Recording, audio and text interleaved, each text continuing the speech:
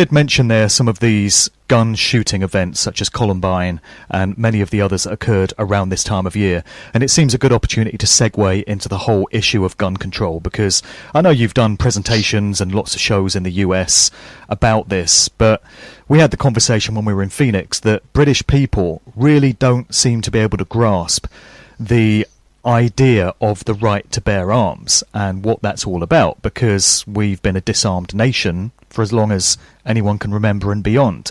And I think most people that you would ask about it in England would see Americans who keep loads of guns as just, you know, gun-toting nuts that want trouble. So I wonder if you just want to go into the whole concept, the spiritual concept, really, of the right to bear arms and what that all involves. Yeah, I'll try to keep this brief, but I want to prelude this by talking about false flag events again. You know, we just had this Parkland shooting, and, you know, I believe that people were actually killed and injured in this event, but we have to understand that it may not have gone down as the mainstream media portrays it, and we have to understand the elements of possible mind control involved on the part of the attackers. Through psychotropic drugs, and also the possibility that maybe they're not the only person who was doing the attack. A lot of times a tactical team will be sent in by an intelligence agency or a military branch, and you know, they will carry out these mass deaths and then blame it on a lone gun-toting nut. That's how it happens most of the time. So we have to understand the event itself is a form of a false flag, because again, regardless of whether people are actually killed in problem, reaction, solution events, and again, in this instance in Parkland, I certainly would say people were killed. And there are people who will debate that, you know, and disagree with that. However, they are doing it for the purpose of manufacturing consent, and the consent that they want to manufacture is that semi-automatic battle rifles, or what I simply call combat rifles, should be removed from the hands of the public. So the issue here is the public in America is now daring to say that the military and the police should have a grade of weapon that the people are not allowed to have access to. Okay, now, when you say that to people from Europe, usually it's like, yeah, so what's wrong with that? Okay, because they do not understand the one simple overarching concept that as soon as the police and military have weapons that are beyond the grade of weapons that the public possesses, the state that you have, the condition that you have in that country is called slavery. Let me just say that one more time for your listening audience. As soon as the police and the military, but especially the police, have a grade of weaponry and are allowed to keep and bear a grade of weaponry that the public is not allowed to keep and bear, meaning to own and to carry, you have a condition in that country, in that region of the world, called slavery. That is the very definition of slavery as far as I'm concerned. It is a power differential such that one group of people can tell the other group of people what they want them to do and how they want them to bend to their will. And the group of people who is being commanded or coerced has the ability truly to resist through physical means that coercion, that compulsion on the part of the people who are exercising their will against them. That's where the right to self-defense comes in. And again, the reason that people in Europe don't fully understand the right to self-defense is because they have no frame of reference to base it upon. They don't have a culture of self-defense. Their forefathers have given up that right on their behalf. See, that's how dangerous the situation is in Europe, that they didn't even agree and consent to give the right of self-defense up. People who came before them, long before their birth, no opportunity, consented to that. Right. So they are in such a state of a lack of reference and don't understand what it means to have a natural, inherent, and universal right to defend yourself with whatever weaponry you deem necessary to defend your life, your freedom, your rights, your property, etc. Okay? This is not the right to keep and bear arms, or to own firearms and carry firearms, is not an American right, ladies and gentlemen in the listening audience. Let me make that very, very clear. It is not an American right.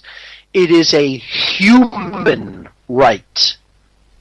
It is an inherent human right. Everyone possesses this right, and the right is not granted. The right of self-defense through weaponry is not granted by human beings. The Second Amendment to the United States Constitution does not give Americans this right. This right is given and owned because it exists naturally and inherently in creation. It is given by creation itself, you could say. Okay? We own this right as a birthright, all of us. You guys in Europe too, even though most of you don't know it and have never had the opportunity to exercise it. It is not an American right, and it is not given by the American Constitution or government. It is a natural right that exists inherently in creation. And what the Second Amendment does is it enshrines this right as something that the government shall never infringe upon because of how important it is. That's all those words do, the 27 words of the Second Amendment to the U.S. Constitution. It just says the government shall never make any laws that infringe upon this right, even though we have hundreds, if not thousands, of gun laws on the books that infringe upon this inherent human right. People have to start to understand you have the right to self-defense when you are accosted with violence from someone else who is trying to take your life, your well-being, your freedom, your rights, your property, etc. You have the right to defend yourself with physical force up to and including deadly force should the attack go on and continue, or should the state of duress continue. And you could do that with the weapon of your choice. See, the right of self-defense with weaponry does not just apply to firearms either. We have all these laws on the books about knives, and I know you guys do in your country too. There's a big anti-knife campaign literally going on in England. Okay, knives are included in the right to self-defense. We all have the right to keep and bear knives, not just firearms. How about nunchucks? How about a bow staff? How about a collie or a screama stick? How about brass knuckles? How about any type of edged weapon? You know, that's what we have to understand. A chain. Okay, arms. The word arms in the Second Amendment. The word firearms doesn't appear in the Second Amendment. You know, people don't even think about that. It's not the word firearms. Does it say to keep and bear firearms? No. It says to keep and bear arms. Arms means any weapon, anything that can be used as a self-defensive weapon. And again, we have to understand this is not about aggression, ladies and gentlemen.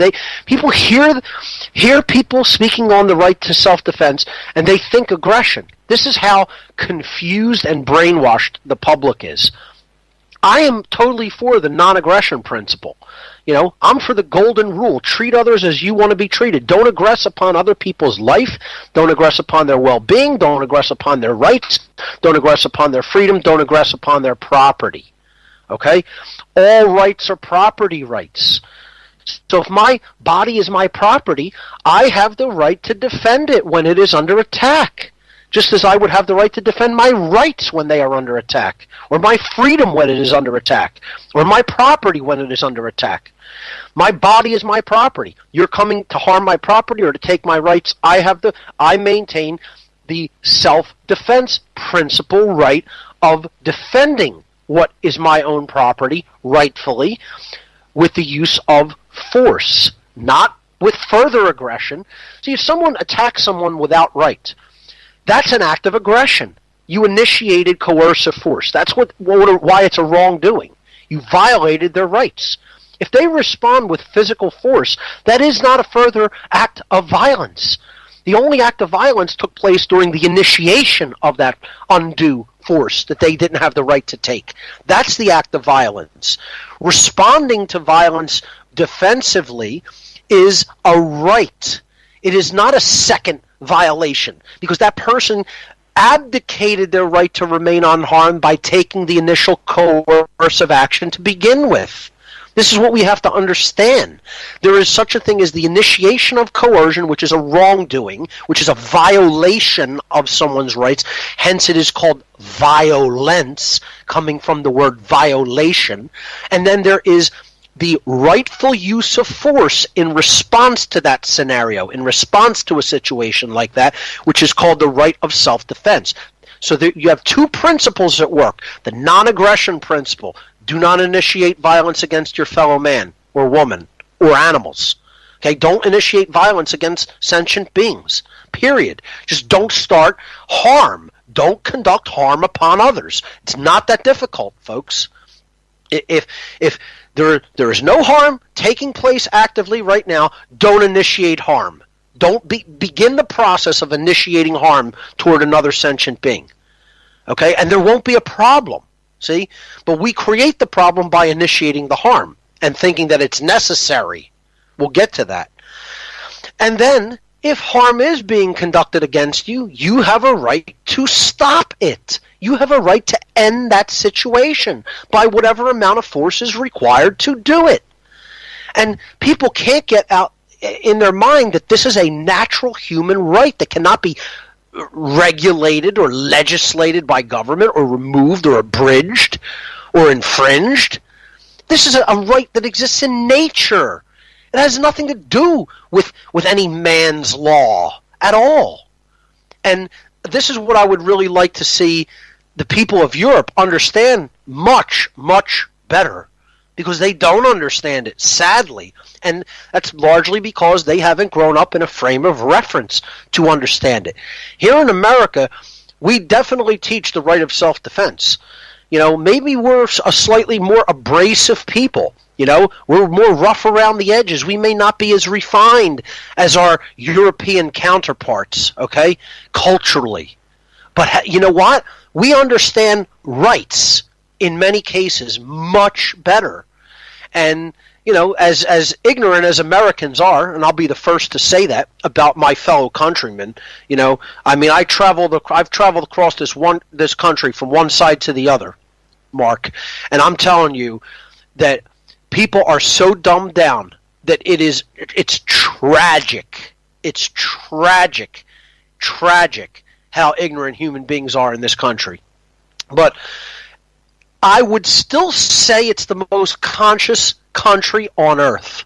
And think about that. That's not saying much, okay? That's how dark I think about the state of humanity. That's how darkly. I think Americans are some of the most ignorant people in the world, and I still think the most consciousness on the planet is collectively in America. That means we're in a lot of trouble. Okay, but at least people here, to a large extent, understand the right of self-defense, and you don't see that right of the preservation of life and through self-defense understood in many other countries. Unfortunately, very few people in other countries understand this because they've had it systematically bred out of them, and that's very concerning to me.